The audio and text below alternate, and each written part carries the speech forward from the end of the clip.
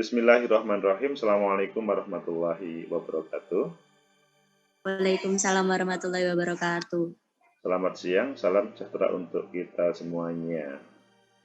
Selamat datang di Sosiologi Agama pada semester 4 atau 6?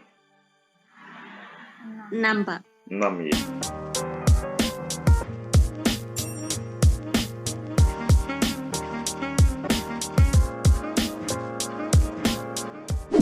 Semester 6 masih ingat aja seperti semester 4 padahal sebenarnya sudah semester 6. Alhamdulillah hari ini kita memulai kuliah baru, kelas baru, Sosiologi Agama. Teman-teman belajar tentang sosiologi agama ini sebagaimana yang ada dalam konten tadi. Jadi saya sudah menampilkan sebuah konten yang itu tayangan 30 menit memuat tentang sosiologi agama pada level definisi, begitu juga substansi dari sosiologi agama tersebut. Sampai kepada para ahli itu sudah saya tampilkan. Jadi teman-teman tinggal melihat saja. Intinya ada perbedaan bagi teman-teman mempelajari sosiologi agama di satu sisi, di sisi yang lain mempelajari agama atau mempelajari sosiologi. Itu adalah hal yang sangat berbeda. Sehingga kalau kalian sudah mempelajari sosiologi agama, maka sudah relatif welcome terhadap tema-tema agama. Tidak melihat agama secara tekstual, maksudnya tidak melihat hitam putih saja, tapi dihubungkan dengan kehidupan masyarakat. Bagaimana sebuah agama bisa berjalan dalam kehidupan sosial kemasyarakatan, baik satu agama ataupun agama yang lain. Jadi kita tidak misalkan fokus terhadap agama Islam, Katolik, Protestan, Hindu ataupun Buddha, bukan. Kita belajar bagaimana kehidupan sosial dalam kehidupan beragama tersebut. Karena tadi sudah saya berikan kesempatan kepada teman-teman semua untuk melihat tayangan pertama, perbedaan sosiologi agama dan sosiologi agama. Sekarang waktu teman-teman untuk berdialog, bertanya, mungkin untuk memperdalam materi yang ada di dalam konten tersebut. Akan lebih banyak waktu kalau kita memperdalam konten tersebut, bukan mengulang lagi. Saya persilahkan kalau ada teman-teman yang mau bertanya. Jadi sifatnya kita bebas saja untuk kepada semuanya menyampaikan pertanyaan yang sifatnya mungkin berawal dari ketidaktahuan atau mungkin berawal dari ada sebuah ganjalan memahami sebuah fenomena yang ada ataupun yang lainnya. Silakan teman-teman.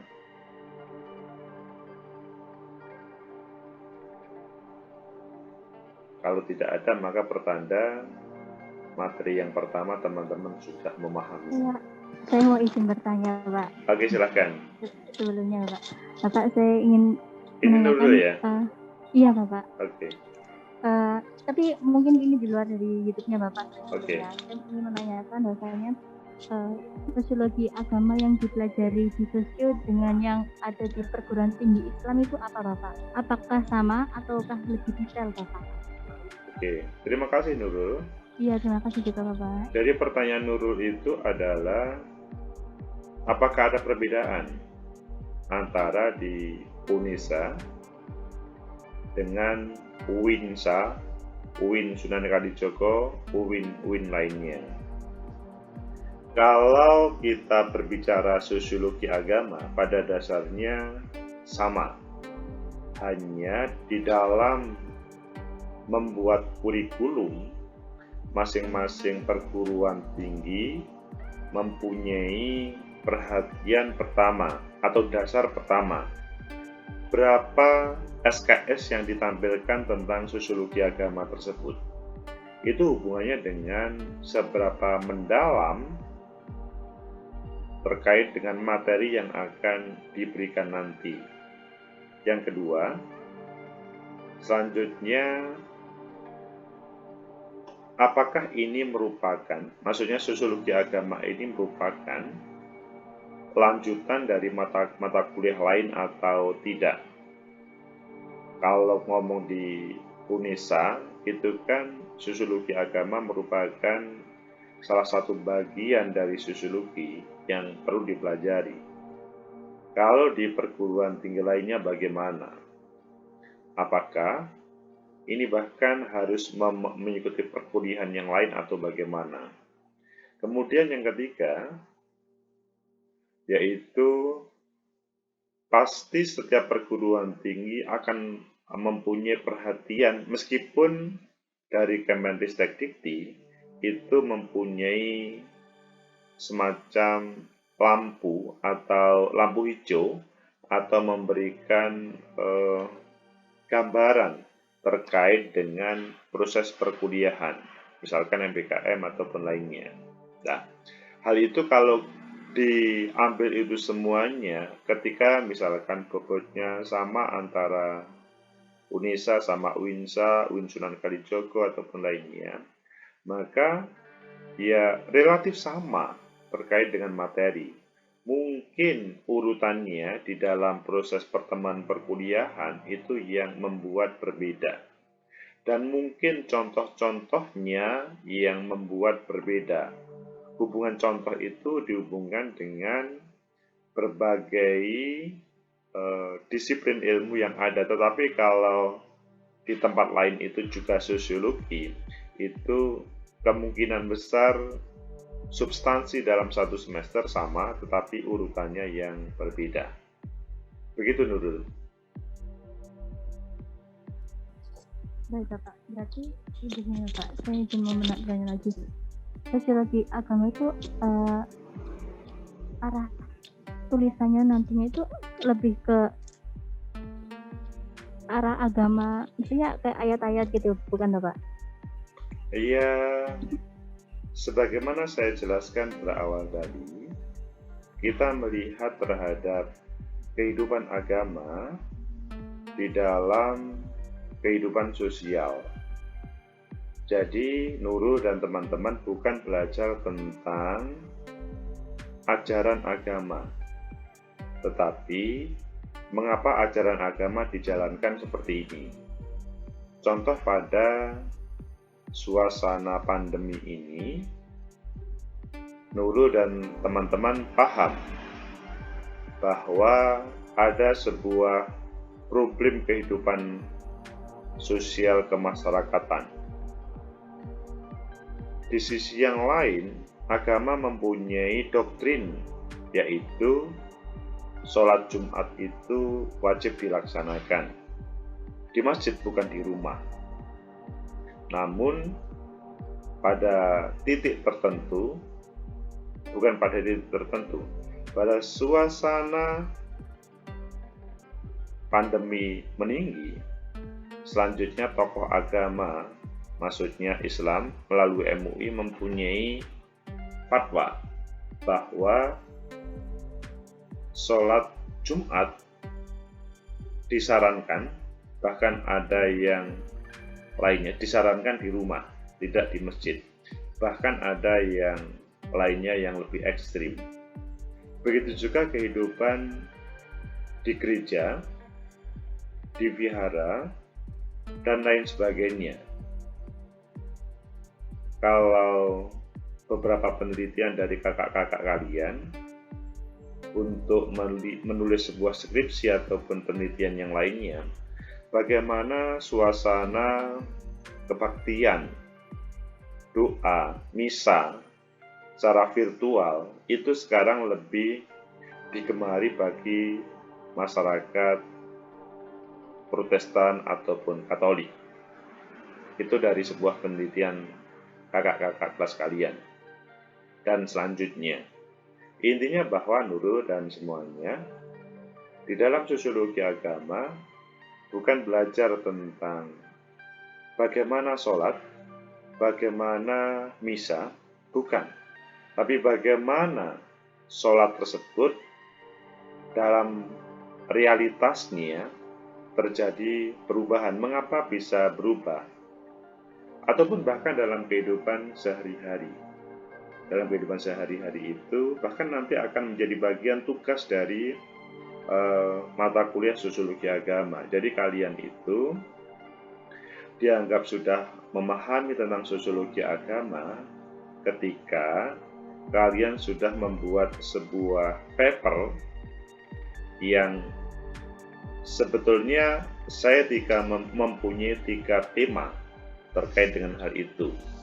Misalkan tema pertama itu adalah hak agama dengan kehidupan keagamaan dalam suasana pandemi COVID di masa Omikron ini, atau pandemi COVID yang berbeda bentuk atau berbeda atau perkembangan virus yang ada. Kemudian juga misalkan tema kedua terkait dengan kehidupan agama dan radikalisme. Radikalisme mungkin juga bisa dihubungkan dengan tema-tema pada suasana pandemi karena relatif ada banyak kasus yang bisa diteliti. Kemudian yang ketiga adalah tema bagaimana agama dan kehidupan kedamaian. Nah, 3 tema itu pada awalnya saya ingin menampilkan untuk 3 kelas, tetapi karena pesertanya tidak sebanyak seperti biasa, maka nanti bisa mengambil salah satu tema dan kita kawal mulai pertemuan pertama. Nanti pertemuan 8, maksimal 9 sudah submit ke sebuah jurnal. Dengan sekali lagi, teman-teman mengambil sebuah tema dan kita diskusikan, kita arahkan untuk mengangkat. Kalau teman-teman pada pertemuan 9 sudah submit, dalam bahasa saya, itu sudah bisa memahami. Hanya ketika belum terpublis, itu kan masih ada pertanyaan. Kemungkinan teman-teman hanya masih sebatas paham, belum yang sebenarnya. Maka dalam proses sampai pertemuan 16, maka ada proses dari editor ketika sudah disubmit terkait dengan paper tersebut mungkin perlu dikoreksi dan lain sebagainya. Kalau sudah terpublis, maka teman-teman layak untuk lulus dari sosiologi agama, dalam bahasa lainnya mendapatkan nilai A, dan bahkan ini bisa menjadi embrio bagi teman-teman untuk nanti menyelesaikan S1-nya, taruhlah menjadi modal untuk skripsi. Dan kalau sudah mendapatkan nilai, maksudnya terpublis, maka teman-teman sudah tidak mempunyai kewajiban untuk mempublis skripsinya ketika nanti menjelang wisuda. Kalau belum terpublis atau belum mempunyai paper yang terpublis, maka paper skripsi teman-teman wajib dipublis. Selama belum terpublis, maka mempunyai kewajiban untuk menyelesaikan. Jadi misalkan Fahrial itu sudah selesai skripsinya semester 8 atau 7, tetapi belum ada sosiologi agama, belum terpublis, maka skripsinya harus dipublis. Proses publis kalau misalkan masih ditolak-tolak oleh editor sebuah jurnal, maka Fahrial menunggu sampai terpublis untuk bisa yudisium bahkan wisuda. Jadi Nurul dan semuanya dengan terpublisnya sosiologi agama nantinya, maka sudah membebaskan satu tugas untuk selesai dari perkuliahan ini. Tetapi kalau teman-teman tidak semangat untuk mengerjakan, kemungkinan tidak terpublis dan kemungkinan besar nanti kewajiban publis skripsinya tetap harus dijalankan. Begitu Nurul. Izin bertanya Pak, bukankah memang jurnal paradigma itu memang semua mahasiswa itu disuruh publis skripsinya ya Pak, meskipun itu dia sudah mengupload, maksudnya sudah pernah ke publish jurnalnya tugasnya gitu Pak. Itu memang jurnal paradigma kan memang bukannya sudah jadi kewajiban ya Pak. Jadi jurnal paradigma adalah jurnal prodi sosiologi, jurnal mahasiswa. Meskipun sekarang sudah tidak ada perbedaan jurnal dosen dan mahasiswa, semua jurnal itu sama. Tetapi memang untuk mengcover terkait dengan skripsi teman-teman mahasiswa, kita akan lebih termudahkan ketika paradigma belum terpublis, tetapi yang lainnya sudah terpublis. Jadi sudah mempunyai atau sudah bebas dari kewajiban publis. Meskipun misalkan Nurul nanti, lo skripsinya gimana Pak? Apakah tetap dipublis? Ya kalau mau dipublis silahkan, nggak apa-apa dan itu akan lebih baik. Tapi kan publis kan tidak seperti goreng kacang ataupun goreng pisang yang digoreng langsung matang. Biasanya kan kalau publis mulai dari submit dan bla bla bla bla membutuhkan waktu. Sampai editor kalau paradigma Pak Farid ataupun Budia receive dan selanjutnya publish. Begitu Nurul. Iya Pak. Soalnya saya ngiranya itu sebelumnya itu tuh katanya angkatan sebelumnya itu kan katanya paradigma kan memang dikhususkan buat mahasiswa yang skripsian gitu Pak.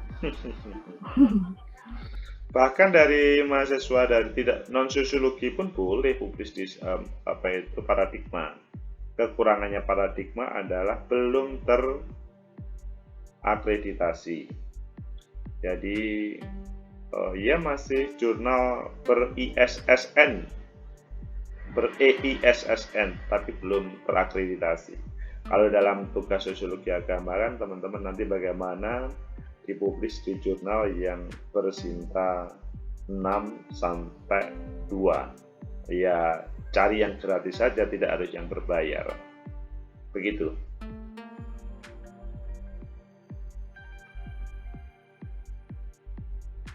Apakah ada yang lain, teman-teman?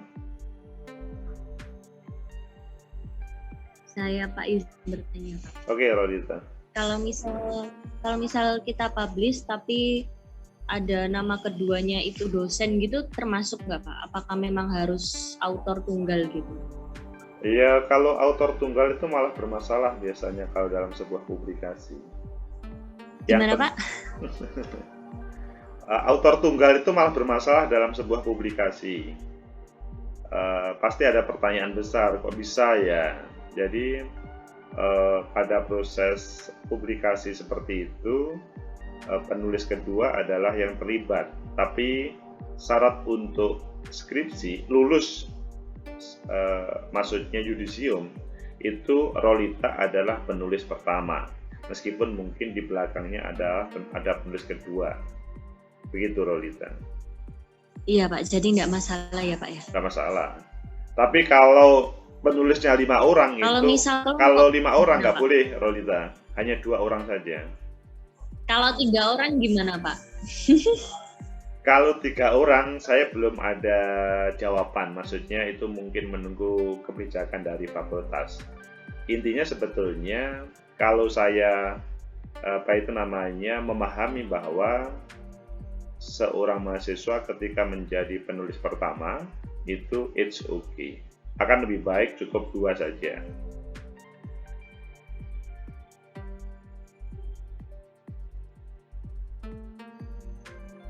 Apakah ada yang lain? Fahrial, Ariza, Marcelino,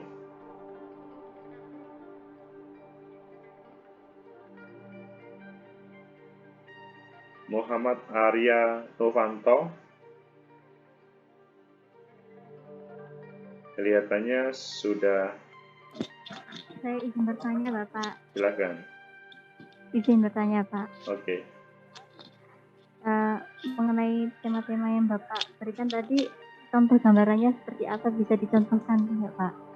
Makanya Mengenai itu. khususnya. Halo Bapak. Halo iya. Bisa minta ini Bapak saya. Ini aja sekarang malah kita langsung mendiskusikan dari kalian itu melihat sebuah fenomena apa yang dilihat dan itu menarik untuk diteliti, bisa disampaikan di sini. Jadi agama dengan tema agama dan misalkan ya pada suasana pandemi ini terkait dengan Omikron. Ini kan pas bagus-bagusnya kalian menelitinya. Misalkan di tempatnya Marcelino. Marcelino itu di Jakarta ya? Iya Pak, di Jakarta. Oke, di Jakarta. Kan Omikron di Jakarta kan lagi luar biasa itu. Nah, bagaimana kehidupan keagamaan? Marcelino, mohon maaf, aktif di masjid atau di gereja atau di vihara?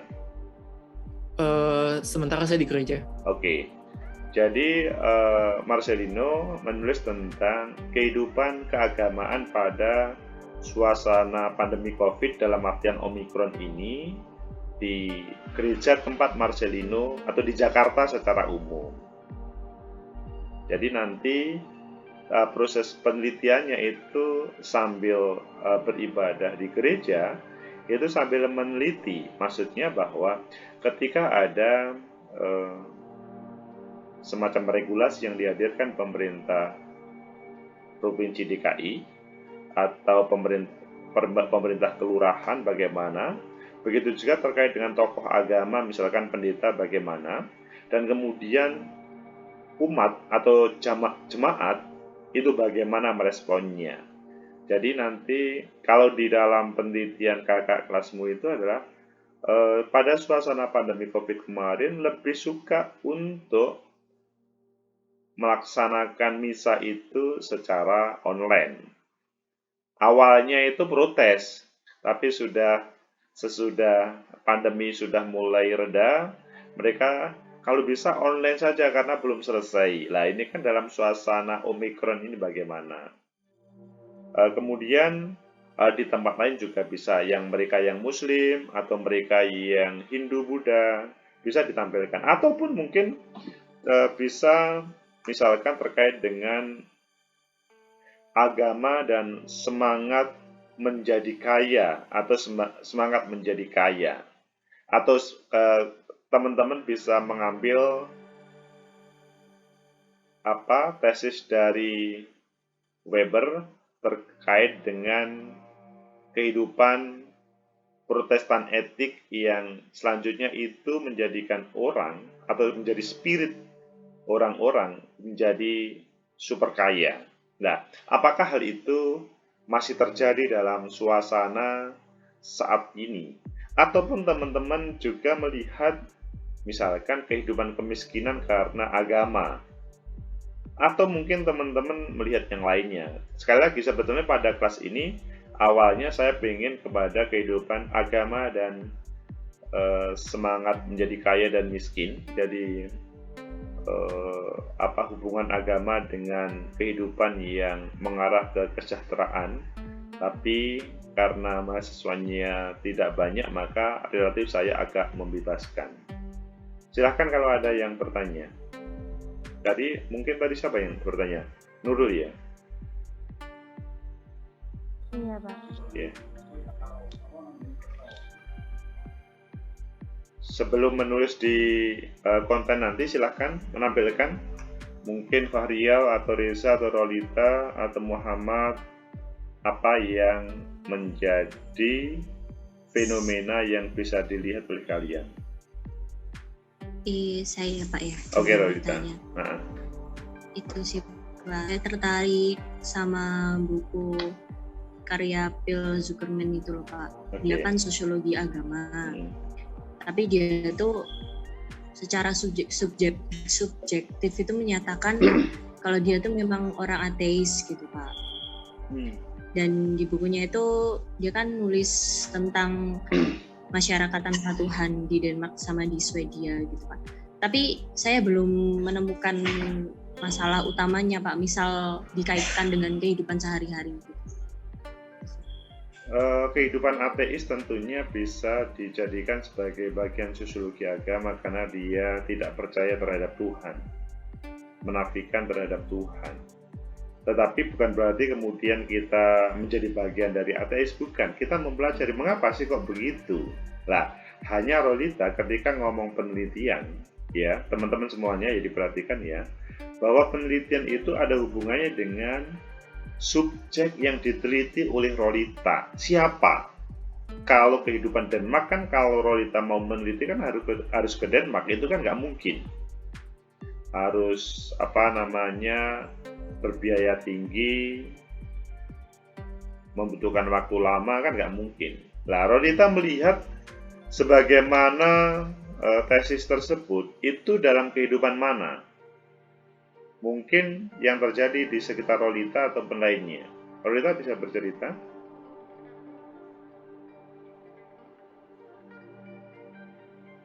Gimana Pak? Rolita apa Pak? Rolita bisa mendengar penjelasan saya tadi? Yang terakhir Pak, kurang jelas tadi. Oke.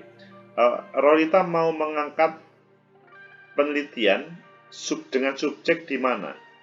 Atau siapa? Ya itu Pak. Kalau misal analisis wacana gitu bisa Pak. Tapi saya belum menemukan urgensinya gitu Pak.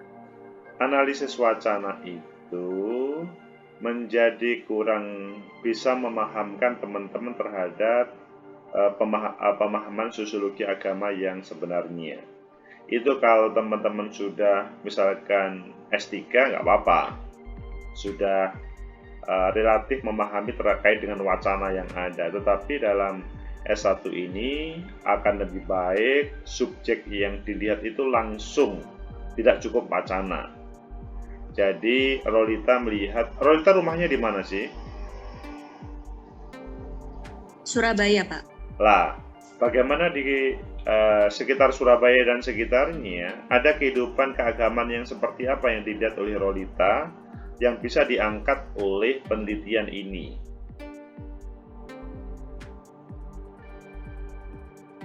Misalkan melihat di dalam pertokoan atau mal-mal yang mereka tidak peduli terhadap agama, bahkan tidak percaya terhadap Tuhan, meskipun secara identitas tertulis beragama A, B, C, D, itu menarik untuk diteliti. Apakah Rolita melihat hal itu, fenomena itu? Apa Pak, orang yang tadi di mall itu ya Pak ya? Iya, bisa di mall, bisa di gedung-gedung pencakar langit yang ada di Surabaya. Tapi memang nanti untuk wawancara itu kan agak sulit, tidak mudah untuk mencapai ke sana. Karena Rolita perlu subjek mereka, informan dari mereka supaya ya tidak hanya wacana.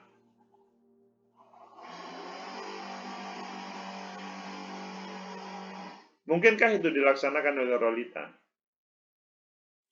Belum tahu Pak. Kalau sejauh ini belum menemukan teman yang itu sih Pak, ateis gitu sih Pak. Kebanyakan percaya Tuhan gitu, itu saja sih Pak. Oke. Ya. Semacam agnostik kebanyakan. Oke. Jadi untuk penelitian ke sana kan tidak mungkin karena waktu kita dibatasi oleh 16 kali pertemuan, dan bahkan dengan saya pun mungkin hanya 8 pertemuan kan begitu. Sesudah itu kan Pak Muzakir.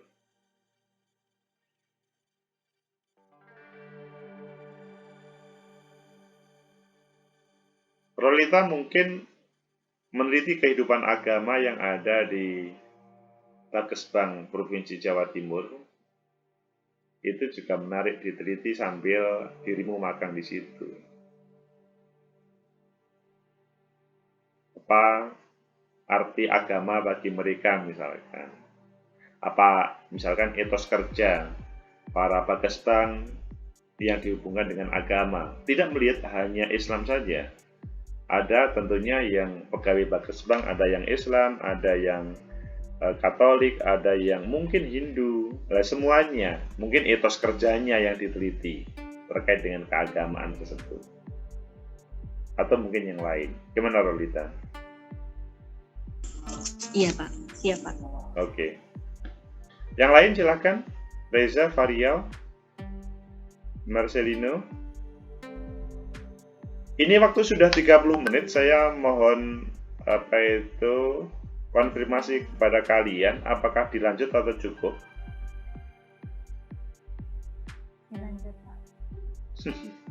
Oke, kalau dilanjut, saya berikan kesempatan, silakan kalau ada yang mau konsultasi tentang judul. Kalau tidak, yang pasti dalam 1 pekan ini, maksudnya dalam konten kalian harus menulis judul kalian nantinya pada pertemuan pertama ini.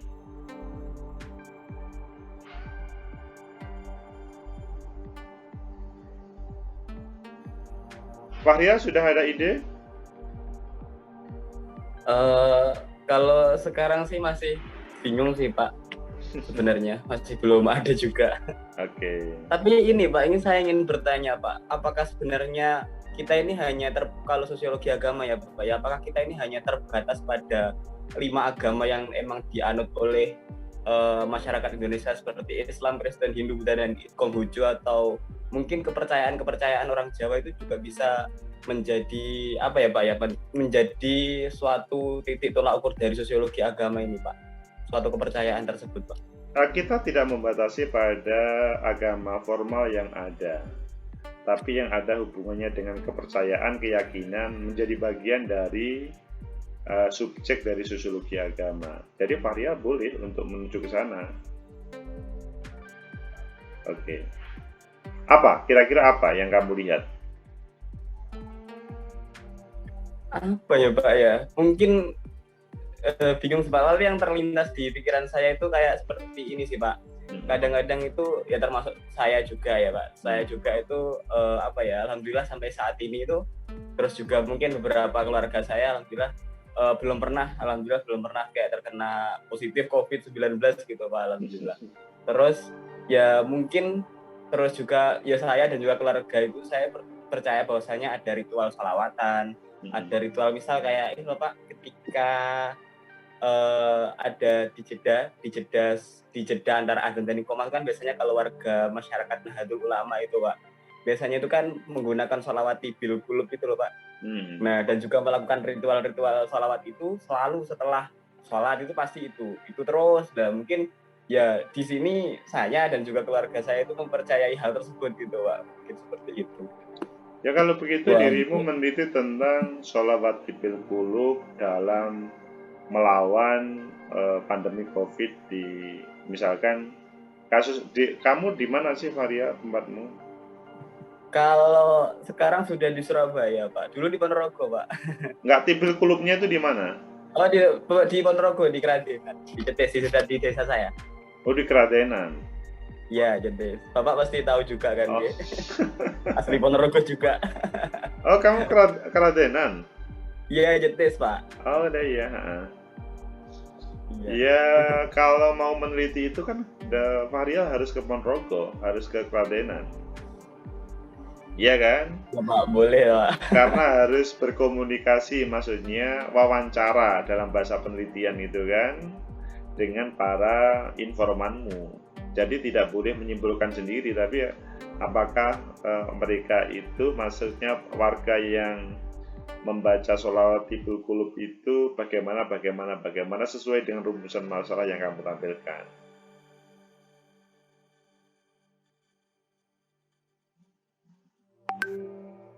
Tetapi kalau misal dari ranah positivistik sepertinya kayak tidak masuk gitu Pak. Karena kan ya itu cuman kayak apa ya Pak ya, penenang aja sih Pak, kayak penenang gitu loh Pak sebenarnya. Ya kayak oh ya udah kayak gitu. Sebenarnya kayak nggak terlalu ada fungsinya sebenarnya kalau itu. Tapi nggak tahu sih Pak bagaimana cara itulah menariknya Varial. Ya. Itu malah menarik. Oh. Menariknya kan mungkin secara rasionalitas itu kan hanya sebagai penenang. Tapi sebetulnya penyembuh dari ketika terkena pandemi, terkena COVID, atau bahkan dia aman dari COVID, itu karena hatinya tenang. Ketika hatinya tenang, maka imunnya kuat.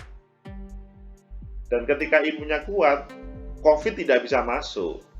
Atau ketika sudah kena, itu selanjutnya, jadi dia bukan penyembuh. Jadi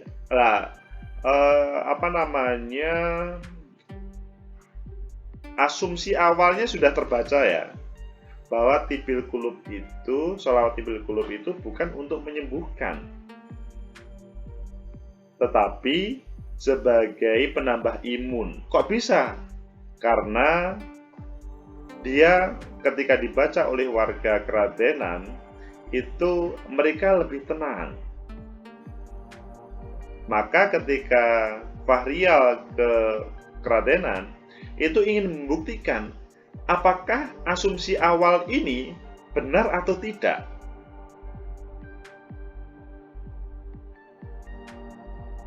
Gitu ya.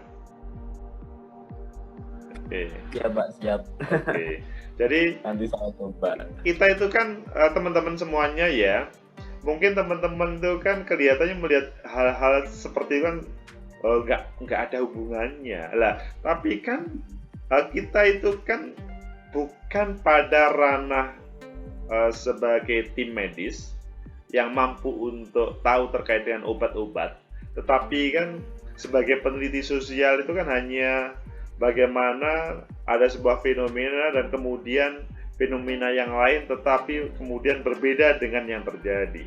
Loh, misalkan di keradenan tidak ada yang kena COVID, tapi mereka itu setiap saat membaca sholawat tibil qulub. Apa hubungannya tibil qulub sama COVID? Kan begitu. Ya hubungannya kan ya memang kalau sebetulnya mungkin bukan hanya membaca sholawat tibil qulub, berbagai hal yang dipercayai oleh orang dan kemudian membuat menjadi tenang, itu sangat mungkin menjadikan imun seseorang itu menjadi kuat. Karena sudah dipercayai. Benar atau salah, kita bukan di wilayah belajar agamanya ya, tetapi kita adalah mempelajari masyarakat, perilaku masyarakat tentang perilaku dalam kehidupan keagamaan. Bisa dipahami Fahrial ya? Bisa Pak, bisa. Oke, itu nanti bisa di situ atau bisa di tempat di Surabaya pada saat ini. Tidak harus kalau memang ke keradenan terlalu jauh, karena kan semester pertemuan 8, pertemuan 9 kan harus submit. Iya, iya kan? Iya kan? Februari pulang sebentar kok Pak, mungkin bisa Februari ini maksudnya. Oke, monggo. Pulangnya sebentar ke Surabaya lagi gitu Pak. Oke, saya pikir Fahrial sudah ada semacam gambaran yang mau ditulis dan kelihatannya bagus. Saya tidak melihat agama apapun, kelompok agama apapun, tapi bahwa teman-teman dalam mempelajari sosiologi agama selanjutnya bisa, oh ini toh yang dimaksud oleh sosiologi agama. Silakan yang lain. Reza Putra, Marcelino, Muhammad Arionova, kalau misalkan ada yang disampaikan. Tapi kalau tidak ada, saya cukupi. Tapi kalau ada, seperti Fahrial tadi, nggak taunya, itu sederhana, nggak taunya kok bisa menjadi tema yang menarik. Bahkan itu kalau dilanjut bisa menjadi skripsi, tesis yang menarik loh itu. Dalam skala yang lebih luas, misalkan di beberapa provinsi, bisa menjadi disertasi yang menarik itu tadi. Meskipun sederhana.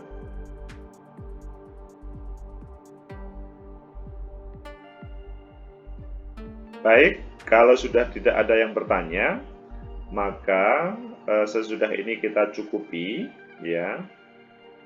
Dan teman-teman nanti absensinya langsung saya isi dan ketemu minggu depan. Minggu depan teman-teman sudah persiapan untuk membuat abstrak, ya, membuat abstrak yang pernah kita pelajari pada waktu semester 2 dahulu. Hari ini fokus terkait dengan judul dan nanti ditulis di konten yang baru, bukan konten yang lama, konten yang baru yang akan merupakan apa itu hasil dari sosiologi agama ini. Terima kasih, semoga ada manfaat. Assalamualaikum warahmatullahi wabarakatuh. Waalaikumsalam. Waalaikumsalam warahmatullahi wabarakatuh. Terima kasih Pak Agus. Oke, sama-sama.